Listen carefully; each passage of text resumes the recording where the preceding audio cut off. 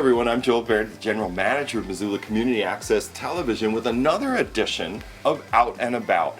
This time we're at the Historical Museum at Fort Missoula and we're visiting with Jessie Rogers, who's the Development Director here. Hi Jessie, thanks for being on the show. No, thanks for coming out. It's always fun to get the out and about out here. Yeah, like we're finally out here after all the time you and I have spent in the MCAT studios. We're inside the building. We're in the grounds. So the Historical Museum at Fort Missoula is really in the central heart of the Fort Missoula campus. And we are 32 acres. We're surrounded by several hundred more acres of the overall Fort Missoula complex, which also includes the new Fort Missoula Regional Park. And that has really recreated our entrance to the museum. So while we may be a little far out there, we're just 15 minutes from downtown. So basically off of Reserve Street, when you take South Avenue, drive until you hit the roundabout and take a left.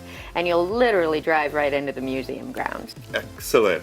So we're in the Heath Gallery at the Historical Museum, and it seems to be full of artifacts of days gone by with some interpretive signage and so on. So the neat thing about the Heath Gallery is it is our 2-year exhibit. So this means that the exhibit is up for 2 years and changes out about every 2-year spring. So right now, this is your last opportunity in the next couple months to come out and see the Heath Gallery with our exhibit Collecting Missoula, a look into the HMFM collections. Because come February, this all starts coming down and our new one starts going up. This is a really different kind of exhibit. We went kind of out of the box with the local history and the normal historical museum type of exhibits because we have over 40,000 objects of your history here at the museum. So we wanted to display all the craziness that we have, all the cool little tidbits, and in many exhibits there's a theme. So, you know, if you have World War I or if you have a different part of homesteading or things like that, you can only fit certain items in those. So this is everything. It gives you an overview of all of the different oddities and interesting things that have been donated over the years. And we also wanted to explain to people why museums are important. From day one, when did museums start? When did they become such a thing as a museum? And then how do we store your artifacts? We want to keep them safe for years to come, so it's very important to be able to store artifacts differently, whether they're textile, your great-grandmother's old wedding dress, or whether it's a poster from World War II propaganda. All of these things are stored differently with different climate controls, lighting controls, the whole 9 yards. So in this gallery, we have a walkabout that shows all of the different items. We also have different items through the centuries and different years. So say we all have cameras, we're being filmed right now by a camera. It's shocking. But what did that look like in 1892? You know, so we have different things that are similar throughout the year. They do the same purpose, but their format and what they look like has changed. So we went through, and as we walk around, you can see the different material culture that we have that are the same, but different and evolved over time. In addition to that, we have our own Wunderkammer, which is a cabinet of curiosity. And this is where Wunderkammers were basically the first museums. They were usually personal collections that folks gathered together, starting usually with natural collections. A lot of people, you know, went out and explored the new world and found all these crazy fish or birds, and they started these collections. So they created their own Wunderkammers. And we have done that here at the Historical Museum with all of our crazy little oddities that we've collected over the years. So everything that we do out here at the Historical Museum has a historical connotation.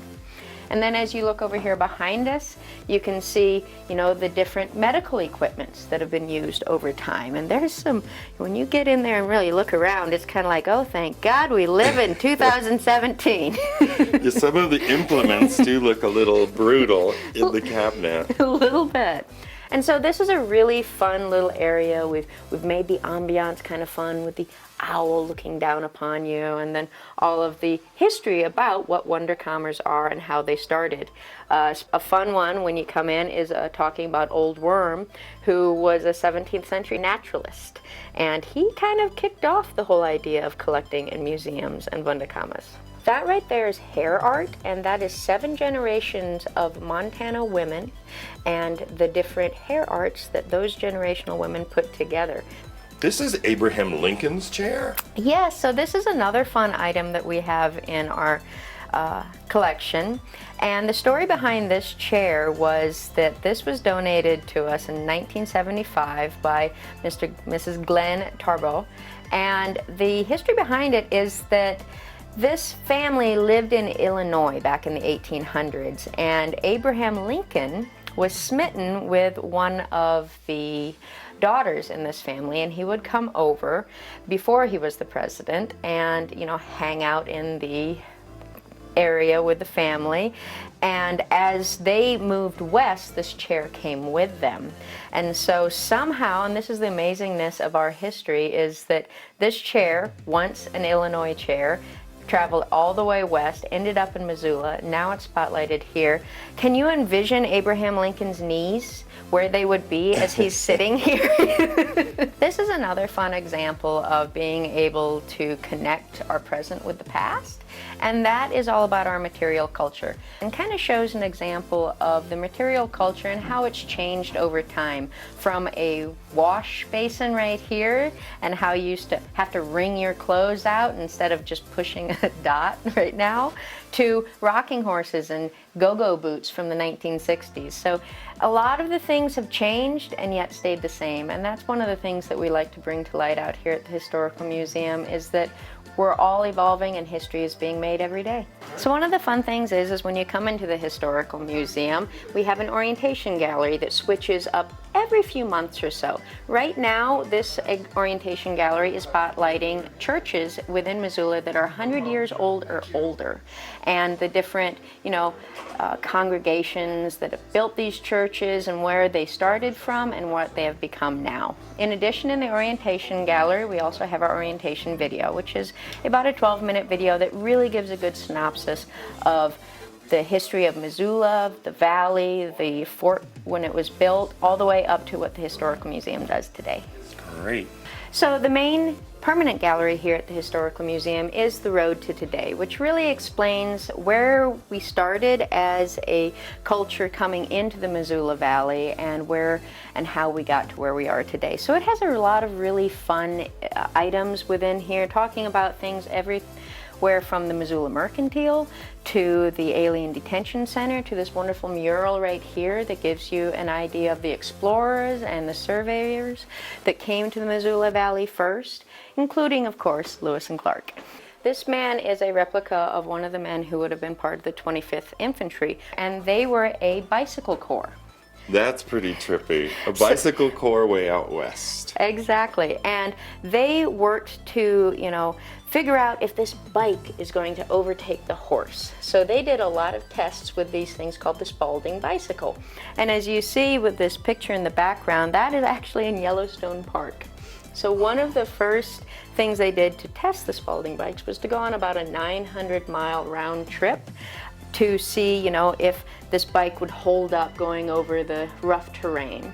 And they did okay. And then their next idea was to go all the way from here to St. Louis and back, which they did in 40 days. Of course, one of our history pieces that we're working to bring more to life is about the World War II Alien Detention Center, which was located here at Fort Missoula with the incarceration of over 1,200 Italian detainees and 1,000 Japanese businessmen from the West Coast.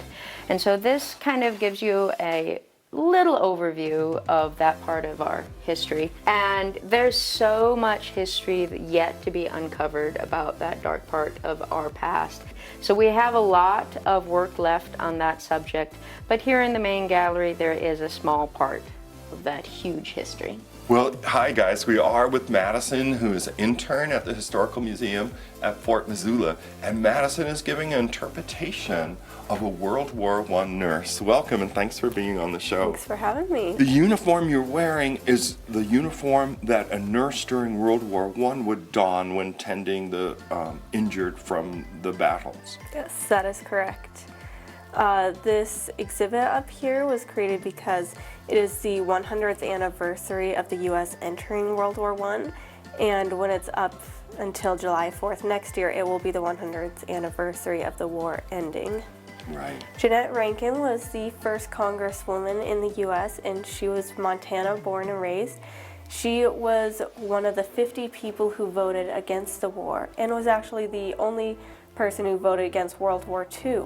We have some early propaganda over here trying to get Americans excited about the war and get them to enlist or buy Liberty bonds or do whatever they can to help overseas.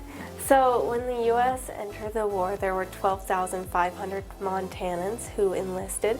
28,000 were drafted, which is percentage-wise one of the highest of all the states in the U.S. because the U.S. government overestimated the population of Montana. Well, Madison, I want to thank you for taking the time to show us this exhibit here at the Historical Museum at Fort Missoula. How long will the exhibit be available to the public? So the exhibit should be up until around mid to late June because the new exhibit comes up July 4th every year. And the museum is open most days. It's only closed on Mondays.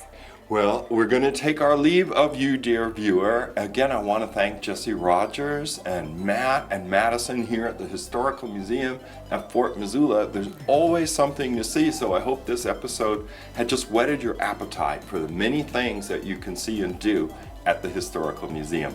We'll see you next time.